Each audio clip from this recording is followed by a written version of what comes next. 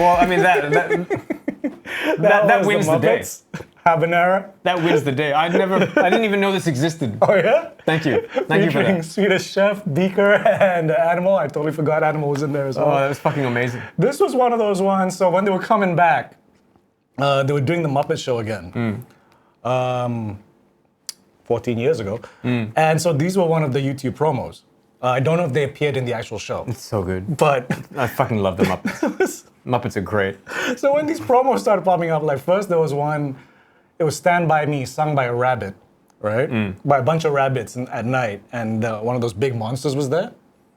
And as they're singing, he's slowly eating each of the rabbits. And then you could hear them from the stomach like, please help me. I'm being digested. Like the Muppets are fucking hardcore. Oh yeah. You know, you watch this shit as a kid.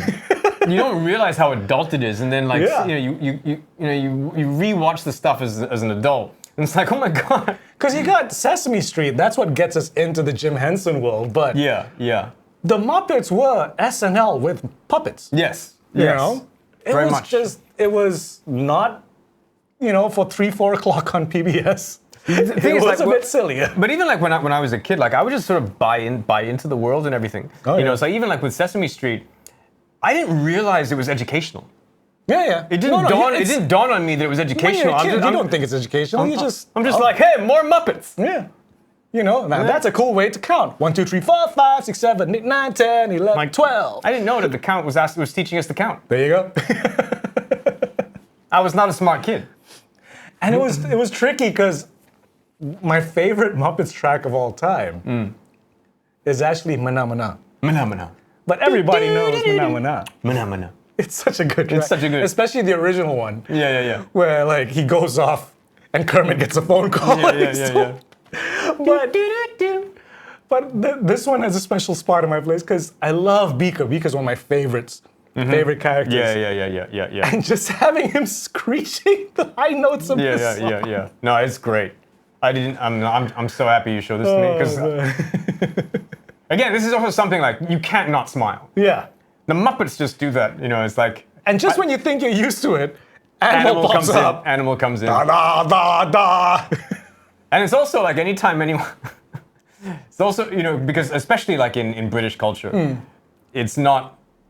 When someone calls you fucking Muppet, like to this day, like that will just crack me up. I will get the giggles anytime that happens. It's like, you fucking Muppet. Oh man, so good. And there was I think the last full Muppets episode I watched. Like they always just had good jokes, and one of them was just it was a history show, but it's with Elvis. So all the historical figures are Elvis. So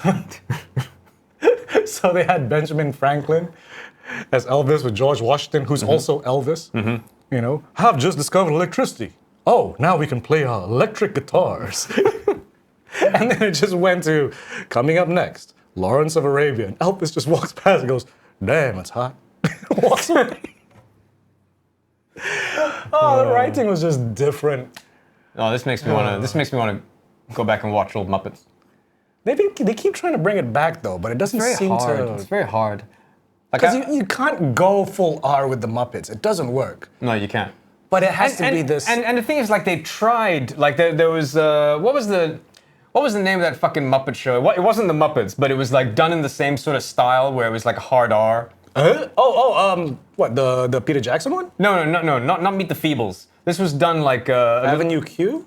No, not Avenue Q. It was like a movie. It was like a detective, like a mystery thing. With the Muppets? Not with the Muppets, but with Muppet-style puppets. And live action as well? Yes, mixed with live action. That bombed, It bombed hardcore, and I watched it, and it was weird. Like, it was weird to watch it. I have a funny. Was Vince Vaughn in it? I have no idea. I think Melissa McCarthy was in it. Melissa McCarthy was in it. Yeah. It was fucking weird. Just like watching, like there was one like particular scene where the Muppet like just kept ejaculating, and I was like, I think I saw that in the trailer. And I was just like, what the fuck is happening? It's a fine line with puppets. It's a fine line. Fine line. It's a fine line. There's certain things when a puppet does it, it's just. Yeah, and it wouldn't stop. Like it was just like It was just endless ejaculate. And I really didn't like it.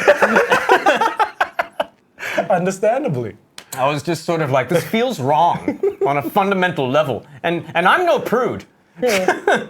But I'm like, I don't like to see the puppets ejaculate. You know what's weird is that when you go to like Meet the Feebles territory, when the puppets look nasty, you can accept it. But when they look nice and do nasty things, Yeah. that somehow crosses the line. Yeah. Weird. Meet the Feebles. Meet the Feebles. That's a fucking great movie.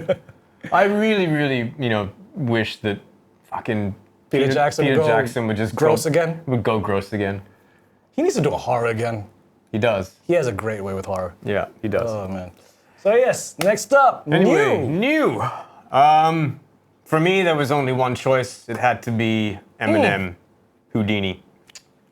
Damn.